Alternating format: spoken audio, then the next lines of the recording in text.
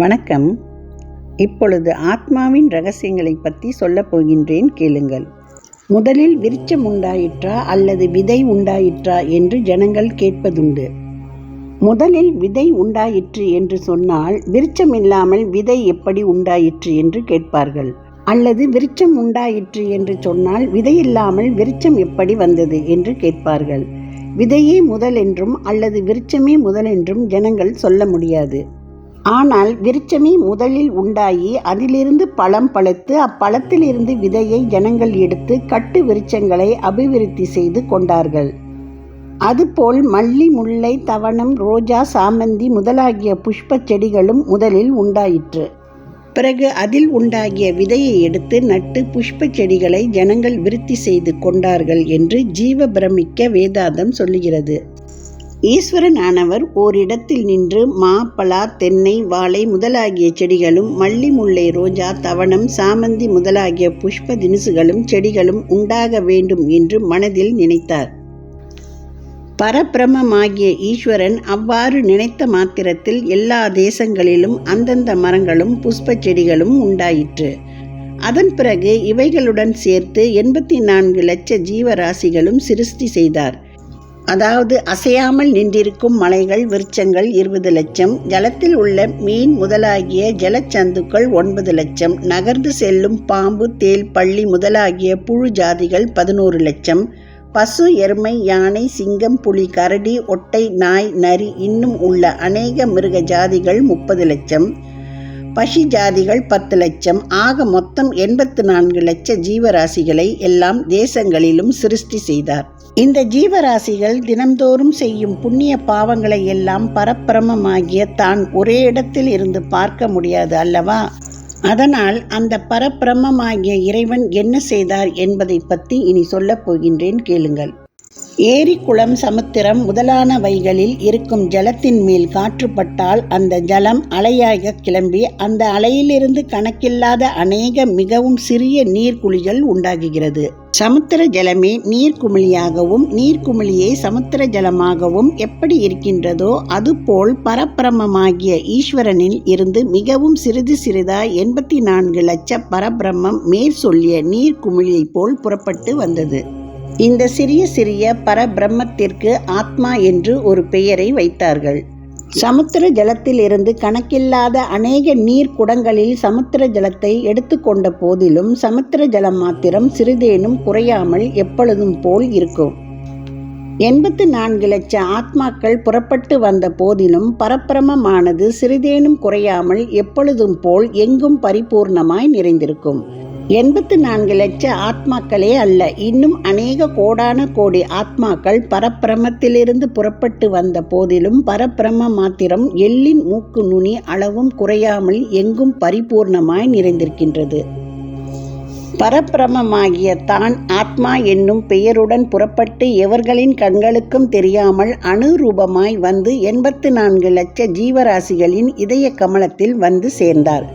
பிறகு பரபிரமமாகிய கடவுள் எல்லா ஜீவராசிகளுக்கும் ஆசை என்பதை ஒன்று உண்டாக்கினார்.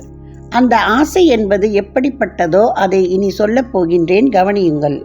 ஜீவராசிகளை சிருஷ்டி செய்த முதல் ஜென்மத்தில் மனைவி மேல் புருஷனுக்கும் புருஷன் மேல் மனைவிக்கும் ஓர் மோகத்தை உண்டாக்கினார்.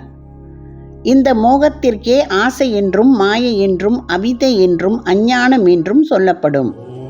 அதுபோல் புத்திரர், புத்திரிகள், பேரன், பேத்திமார்கள் மேல் ஒரு ஆசையை உண்டாக்கினார். இவர்கள் சில வருஷங்கள் மாத்திரம் ஜீவித்திருந்து ஒருவர் மேல் ஒருவர் மிகவும் ஆசையாயிருந்து கடைசியில் அந்த ஆசைகளுடனே பிராணனை விட்டு மற்றொரு தாயின் கர்ப்பத்தில் இருக்கும் பிண்டத்தில் போய் சேர்ந்து மறுபடியும் சிசுவாய் பிறப்பார்கள்.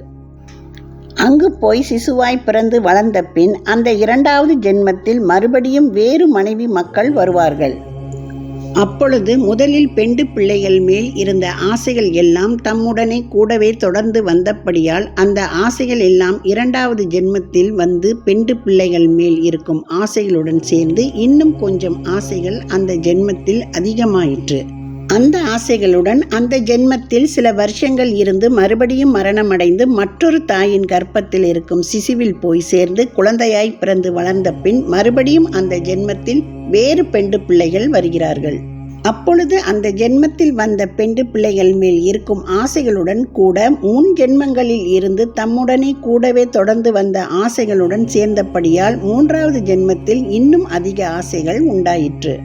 ஸ்திரீ புருஷர்கள் எல்லாம் இதுபோல ஒவ்வொரு ஜென்மத்திலும் ஆசைகள் சிறுக சிறுக சேர்ந்து வருவதனால் நமக்குள் இருக்கும் ஆத்மாவை இந்த ஆசைகள் எல்லாம் ஒரு படுதாவை போல் மறைத்து விட்டது. இந்த ஆசைகள் எல்லாம் எந்த ஜென்மத்தில் யோகாக்கினியால் பஸ்மமாக்கி கொளுத்தி விடுகிறார்களோ அப்பொழுது மாயை என்னும் திரையால் மூடப்பட்டிருந்த ஆத்மாவானவர் மிகவும் பரிசுத்தமாகி விடுவார். எப்பொழுது ஆத்மாவானவர் பரிசுத்தமாகி விடுகிறாரோ அப்பொழுதே ஆத்மாவாகிய தான் தன் சொந்த இருப்பிடமாகிய பரபிரமத்தில் போய் சேர்ந்துவிடும். இந்த அதிகோப்பியமான இரகசியத்தை பெரியோர்கள் திருவண்ணாமலை கார்த்திகை தீபத்தில் காட்டினார்கள். அந்த தீபத்தின் இரகசியார்த்தத்தை இனி சொல்லப் போகின்றேன், கவனியுங்கள். எங்கும் பரிபூர்ணமாய் நிறைந்திருக்கும் பரபிரம்மத்தை மலையின் மேல் விளக்காய் காட்டினார்கள் என்றால் மலை மேல் எரியும் தீபமே பரபிரம்மம் என்று தெரிந்து கொள்ளுங்கள். இந்த பரபிரம்மத்தில் இருந்து ஆத்மாவானது மிகவும் சிறியதாய் புறப்பட்டு வந்தது. இந்த ஆத்மா ஆசை என்னும் மாயையுடன் சேர்ந்திருப்பதனால் இந்த ஆத்மாவை ஆகாச பானமாய் காட்டினார்கள். இந்த ஆத்மாவிற்கும் பரமாத்மாவிற்கும் மத்தியில் என்ன இருக்கிறது என்றால் ஆசை என்னும் திரை இருக்கிறது. இந்த ஆசை என்னும் திரையை மலை மேல் எரிந்து கொண்டிருக்கும் தீபத்திற்கு எதிரில் படுதாவை காட்டினால் ஆத்மாவை மூடிக்கொண்டிருந்த ஆசை என்னும் திரையை யோக அக்னியினால் கொளுத்திவிட்டால் அப்பொழுது அந்த ஆத்மா மிகவும் பரிசுத்தமான ஆத்மாவாய் ஆகும். இந்த பரிசுத்த ஆத்மாவை பானமாய் காட்டினார்கள். பான ரூபமாய் காட்டிய பரிசுத்த ஆத்மாவானது பரபிரமமாய் காட்டிய மலை மேல் இருக்கும் விளக்கில் போய் சேர்ந்து அந்த விளக்கில் ஐக்கியமாகி விடுகிறது. இதுதான் திருவண்ணாமலையின் தீப ரகசியார்த்தம் என்று தெரிந்து கொள்ளுங்கள். திருவண்ணாமலை மேல் எரிந்து கொண்டிருக்கும் விளக்கு பரபிரம்மம், ஆகாசபானம் ஆத்மா. விளக்கை மறைத்திருக்கும் படுதா மாயை. இந்த மாயை என்னும் திரையை போக்கிவிட்டால் அதன் பிறகு பான ரூபமாய் இருக்கும் பரபிரம்மத்தில் போய் சேர்ந்துவிடும். இவ்வாறு சேர்ந்து விடுவதே மோட்சம் என்று சொல்லப்படும். மோட்சம் என்னும் பதத்திற்கு சரியான அர்த்தம் என்னவென்றால் விடுதலை. விடுதலை என்றால் எல்லா ஆசாபாசங்களில் இருந்து விடுபடுவது. உங்கள் குடும்ப சம்சாரணையில் தெய்வ விதிப்படி யாவரேனும் மரணமடைந்தால் அவர்களுக்காக நீங்கள் வியசனப்பட வேண்டாம். அவர்கள் உங்களுடன் கூட வந்தவர்களும் அல்ல. நீங்கள் மரணமடைந்த பிறகு உங்களுடன் கூட இனி வரப்பட்டவர்களும் அல்ல. சந்தையின் கூட்டம் போல் மத்தியில் வந்து சில நாளில் சென்று விடுவார்கள். உங்கள் புத்திர பௌத்திர களத்திர மித்ராதிகளின் முற்பிறப்பு உங்களுக்கு தெரிய வர மாட்டாது. அவர்கள் பிறந்த பின்பு தான் நம்முடையவர்கள் என்று தோன்றி ஆசை என்னும் பிரமையை உண்டாக்குகின்றார்கள். மறுபடியும் மரணமடைந்த பிறகு எப்படி ஆகுகின்றார்களோ அது விஷயம் உங்களுக்கு தெரிய வராது. மத்தியில் சில நாள் மாத்திரம் நம்முடையவர்கள் என்று பிரமையை உண்டாக்கும் புத்திர களத்திராதிகளை குறித்து ஏன் நீங்கள் வியசனப்பட வேண்டும்? திருஞான சம்பந்தர் வாக்கிய ரீதியாய் காணப்படும் பந்துக்களும் வஸ்துக்களும் நசிந்து போவது நிச்சயம். இந்த பந்துக்களில் சிலர் உங்களுக்கு முன் பிறந்தவர்களும் சிலர் பின் பிறந்தவர்களுமாய் இருக்கின்றார்கள் அல்லவா? உங்கள் முன் பிறந்தவர்களுக்கு பின் நீங்கள் பிறவாமல் இருந்தபோது அவர்களுக்கு நீங்கள் என்ன உறவாய் இருந்தீர்கள்? நீங்களும் அவர்களும் பிறப்பதற்கு முன்னே இவ்விடத்தில் எப்படி இருந்தோம் என்று சொல்ல யாதொன்றும் உங்களுக்கு தெரிய வரமாட்டாதல்லவா? அவர்கள் இறந்த பிறகாயினும் எவ்விடத்தில் எப்படி இருக்கின்றார்களோ அல்லது உங்களுக்கு தெரிய வருமா? அதுவும் உங்களுக்கு தெரிய வர மாட்டாது. அதுபோல் அவர்கள் பிறந்து ஜீவித்திருக்கும் காலம் வரையில் மாத்திரம் உங்களுக்கு காணப்படுகின்றார்களே அன்றி பிறப்பதற்கு முன்னும் இறந்த பின்னும் எவ்விடத்தில் எப்படி இருக்கின்றார்களோ என்பது உங்களுக்கு தெரிய வர மாட்டாது. அப்படி இருக்க அவர்களுக்காக நீங்கள் வியசனப்படுவது ஏன்? அப்படி வியசனப்படுவது அறியா தன்மையினாலேயே அன்றி வேறல்ல. ஆத்மா அனாத்மா விவேகமில்லாதவர்கள் வியசனப்படுவார்களே அன்றி ஆத்மா நாத்மா விவேகமுடையவர்கள் ஜீவித்திருக்கப்பட்டவர்களை குறித்தேனும் அல்லது இறந்தவர்களை குறித்தேனும் சந்தோஷமும் வியசனமும் படமாட்டார்கள். ஒரு தேகம் மரணமடைந்தால் அந்த தேகத்தில் உள்ள ஆத்மாவும் மரணமடைகிறது என்று எண்ணுகிறீர்களோ? அப்படி எண்ண வேண்டாம்.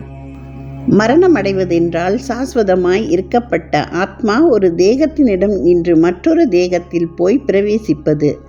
ஆத்மா எந்த தேகத்தினிடம் நின்று கிளம்பி விடுகிறதோ அந்த தேகம் மாத்திரம் மரணமடைகிறது. அதிலிருந்து ஆத்மா அந்த தேகத்தை விட்டவுடன் மற்றொரு தேகத்தில் போய் பிரவேசிக்கும். அதிலே சில நாள் குடியிருந்து மறுபடியும் அந்த தேகத்தையும் விட்டு மற்றொரு தேகத்தில் பிரவேசித்து இப்படியே எப்பொழுதும் ஆத்மா எதையோ ஒரு தேகத்தை ஆசிரயித்து கொண்டே இருக்கும். ஆதலால் அசத்தாகிய தேகாதி சர்வ பிரபஞ்சமும் காணல் ஜலத்தை முதல் பார்த்தவுடன் அது நிஜமாகிய ஜலம் போல் தோன்றிய பிறகு அது ஜலமல்லவென்று அறிந்த ஒருவன் மற்றவனை நம்பும்படி சொல்லியும் சமீபத்தில் அழைத்து சென்று காட்டியும் அவன் கண்ட காணல் நீர் சம்சயத்தை எப்படி நசிக்க செய்கின்றானோ அதுபோல் தேகாதி சர்வ பிரபஞ்சமும் நசிப்பது திண்ணம். அநேக ஜென்மங்களாய் செய்து வந்த புண்ணிய விசேஷத்தினால் ஆத்மாவின் நிஜ சொரூபம் தெரிந்த பிறகு ஜனன மரணங்களுக்கு காரணமாய் இருக்கும் சஞ்சீதம் என்னும் மூட்டை நசிக்கும். இந்த சஞ்சீவி என்னும் மூட்டை நசித்தவுடன் ஜீவஸ்வரூபமாய் இருக்கும் ஆத்மா பரமாத்மாவுடன் போய் ஐக்கியமாகுமே அன்றி பஞ்சபூதங்களால் உண்டாகிய தேகத்தைப் போல சொரூபம் நாசமாகப்பட்டதல்ல.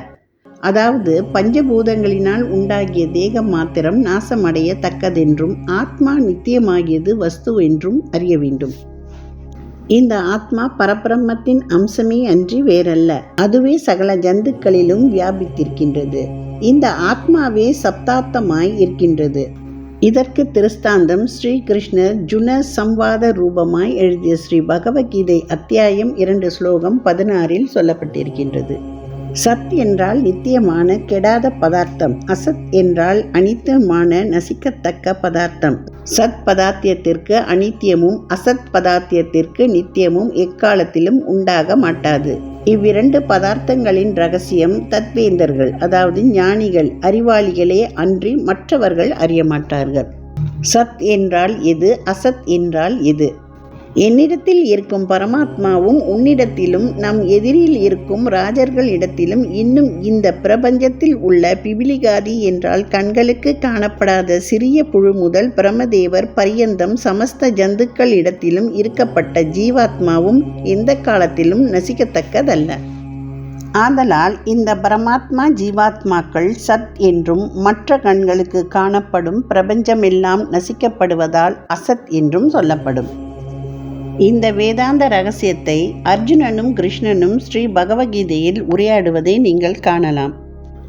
அர்ஜுனன் கிருஷ்ணனிடத்தில் சில கேள்விகளை கேட்பார். உம்மிடத்தில் இருப்பது பரமாத்மாவென்றும் நான் முதலான மற்ற ஜந்துக்கள் இடத்தில் இருப்பது ஜீவாத்மாவென்றும் சொன்னீர்கள் அல்லவா? அங்ஙனம் கூறுவதற்கு காரணம் என்ன? பரமாத்மா ஜீவாத்மாக்கள் வெவ்வேறு வஸ்துக்களா? அப்படியானால் அவ்விரண்டுக்கும் உள்ள பேதம் என்ன? நான் முதலான மற்ற ஜந்துக்களில் வியாபித்திருப்பது ஜீவாத்மா என்றீரல்லவா? அந்த ஜீவாத்மா ஒன்றே சகல ஜந்துக்களிலும் வியாபித்திருக்கின்றதா? அல்லது அந்த ஜந்துக்களில் வெவ்வேறு ஜீவாத்மாக்கள் வியாபித்திருக்கின்றதா? இந்த ஜீவாத்மா பரமாத்மாக்கள் மாத்திரம் எப்படி நாசமில்லாமல் இருக்கும்? இதற்கு ஸ்ரீகிருஷ்ணர் என்ன சொல்கின்றார் என்றால், பரமாத்மாவென்றால் சகல பிரபஞ்சங்களையும் சிருஷ்டி செய்யப்பட்டதும் அழிக்கப்பட்டதுமாகிய பரபிரமத்திற்கு பெயர். ஜீவாத்மாவென்றால் அந்த பரபிரமத்தின் அம்சமே அன்றி வேறல்ல. அந்த பரபிரமம் இந்த பரமாத்மாவே ஜீவாத்மா என்னும் பெயருடன் அணுஸ்வரூபமாய் வந்து எல்லா ஜீவராசிகளிலும் வியாபித்திருக்கின்றது. இந்த ஜீவாத்மா மாயையுடன் சம்பந்தப்பட்டிருக்கின்றது. பரமாத்மாவானது அப்படிப்பட்ட மாயையுடன் சம்பந்தமில்லாமல் சுய பிரகாசமாய் இருக்கும். அதனால் அது பரமாத்மாவென்று சொல்லப்படும். அந்த பரமாத்மா பிறப்பு, இறப்பு, உயர்வு, தாழ்வு முதலான எவ்வித விவகாரங்களும் இல்லாமல் எப்பொழுதும் ஒரே விதமாய் இருக்கும். அப்படிப்பட்ட பரமாத்மாவே உன்னிடத்திலும் மற்றவர்களிடத்திலும் ஆத்மா என்னும் பெயருடன் நிவசித்து கொண்டிருக்கின்றது. இந்த ஆத்மா மாயையுடன் கூடி இருக்கும் வரையில் பிறப்பு, இறப்பு, அதாவது ஒரு தேகத்தை விட்டு மற்றொரு தேகத்தில் போய் பிரவேசிப்பது முதலாகிய விகாரங்களை அடையும். இந்த ஜீவாத்மா எப்பொழுது மாயையை விட்டு ஒழிகின்றதோ அப்பொழுதே அது பரமாத்மாவில் போய் கலக்கும். அப்படி கலந்த பிறகு அதற்கு ஜனன மரணாதி விகாரங்கள் உண்டாக மாட்டாது. பரமாத்மாவில் ஜீவாத்மா சேருவதே மோட்சம் என்று சொல்லப்படும். இவ்வுலகத்தில் சுயமாய் இருக்கப்பட்ட சொர்ணத்திற்கும் தங்கம் அல்லது அபரஞ்சி என்றும் பின்னால் கலக்கப்பட்ட தங்கத்திற்கு பொன்னென்றும் சொல்லுவார்கள் அல்லவா? அப்படி சொல்வதற்கு காரணம் அவற்றின் பேதத்தையும் நீங்கள் அறிவாயாக. தங்கம் சுயமானது, அதாவது வேறு எந்த லோகங்களுடன் கலக்காமல் இருப்பது. அதனை எத்தனை விசை உருக்கினாலும் அல்லது புடம் வைத்தாலும் அது மாற்றிலாவது அல்லது எடையிலாவது குறைவதும் உயர்வதும் இல்லை. பொன்னை புடம் வைத்தால் அதன் மாற்று உயர்ந்தது, எடை குறைந்து கொண்டே வரும். அப்படியே புடம் போட போட அதிலிருக்கும் அழுக்குகள் எல்லாம் ஒளிந்து அதுவும் சுயமான தங்கமாகும். அதன் பிறகு அதை எத்தனை புடங்கள் இட்டாலும் அது மாற்றிலும் எடை குறையாமலும் உயராமலும் தங்கமாகவே இருக்கும். அதுபோல ஜீவாத்மா பரமாத்மாக்களுக்கும் உள்ள பேதங்களும் இது போன்றதே அன்று நீங்கள் தெரிந்து கொள்ள வேண்டும். ஜீவாத்மா பொன்னை போன்றதும் பரமாத்மா தங்கத்தை போன்றதும் ஆகும். தங்கத்தை எத்தனை புடங்கள் இட்டாலும் அது மாற்றிலாயினும் அல்லது எடையிலாயினும் எப்படி மாறுவதில்லையோ அதுபோல பரமாத்மா எப்பொழுதும் எந்த விகாரங்களையும் அடையாமல் ஒரே விதமாய் இருக்கும். பொன்னானது புடங்களால் எடை குறைந்து கொண்டு மாற்று உயர்ந்து கொண்டே வர வர அதில் இருக்கும் அழுக்குகள் எல்லாம் நீங்கி சுயமான நிறமாய் அந்த பொன்னும் எப்படி தங்கம் போல் ஆகின்றதோ அதுபோல ஜீவாத்மாவும் அநேக ஜென்மங்களாய் செய்து வந்த நிஷ்காமிய தவத்தினால் அஞ்ஞானம் நீங்கிக் கொண்டே வர வர கடைசியில் அஞ்ஞானம் பூர்த்தியாய் நீங்கிய பிறகு பரமாத்மாவில் போய் கலக்கின்றது. இந்த விஷயங்களை எல்லாம் ஸ்ரீகிருஷ்ணர் சம்வாத ரூபமாய் எழுதிய ஸ்ரீ பகவத்கீதையில் விரிவாய் காணலாம்.